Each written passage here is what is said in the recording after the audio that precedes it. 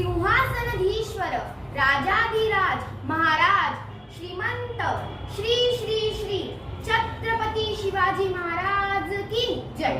नमस्कार मित्रांनो, मी हर्षदा राजवीर बोरसे कस्तुरबा माध्यमिक विद्यालय येथे शिकते। इयत्ता 9वी ची विद्यार्थी मी आज तुमच्या समोर शिवरायांच्या न्यायदानावर एक छोटीशी कथा सादर करणार आहे। माझ्या कथेचे नाव आहे आदर्श न्यायाधीश छत्रपती शिवाजी महाराज।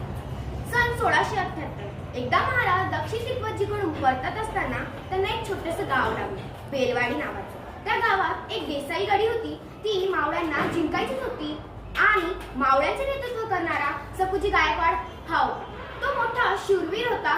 लढाई सुरू झाली, मोर्चे लागले, सगळीकडे रणफंदर गाजला।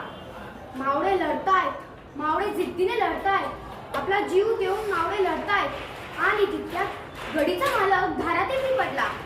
आता तर असं वाटू लागलं की गडी फत्ते झाली, पण एक दिवस गेला, 8 दिवस गेले, तब्बल 15 दिवस गेले, तरी काही गडी अजून फत्ते होत नव्हती। शेवटी महाराजांनी सपूजींना खरमरीत निरोप पाठवला। तो खरमरीत निरोप ऐकून सपूजी पेटून उठले, मावळ्यांच्या अंगी स्फुरण आले आणि गडी फत्ते झाली। तब्बल 15 दिवस लागले ही छोटीशी गडी जिंकायला। पण आश्चर्य असं होते की ही गडी लढवत कोण होतं? गडीचा मालक तर धारातीर्थी पडला होता ना। मग ही गडी लढवत कोण होतं? तर ती एक स्त्री, सावित्री देसाई तिचे नाव। ती धारातीर्थी पडलेल्या मालकाची विधवा पत्नी होती। ती फक्त विधवा पत्नीच नव्हे तर ती एका लहानशा बाळाची आई सुद्धा होती। मग महाराजांना ही वार्ता समजली।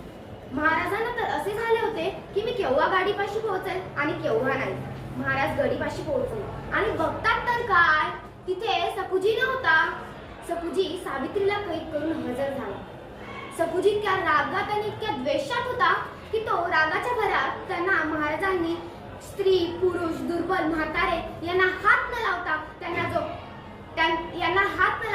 त्यांचे रक्षण करण्याचा जो नियम महाराजांनी त्यांना शिकवला होता तो नियम तो विसरला आणि तितक्यात त्याने सावित्री सोबत अतिप्रसंग करण्याचा प्रयत्न केला। मग त्याला मावळ्यांनी व सरदारांनी प्रतिरोध केला, पण त्याने ऐकले नाही। त्याने सावित्रीच्या हातापायात बेडे ठोकून तिला काळकुटीत टाकले। महाराजांना ही वार्ता पण समजली होती सपूजींच्या हुकमाची। महाराज गडीत आले, गादीवर स्थानपन्न झाले आणि महाराजांनी आज्ञा केली की सावित्रीला आणले जावे। सावित्रीला आणले गेले। सावित्रीच्या बाजूला सपूजी छाती पुढे करून उभा होता।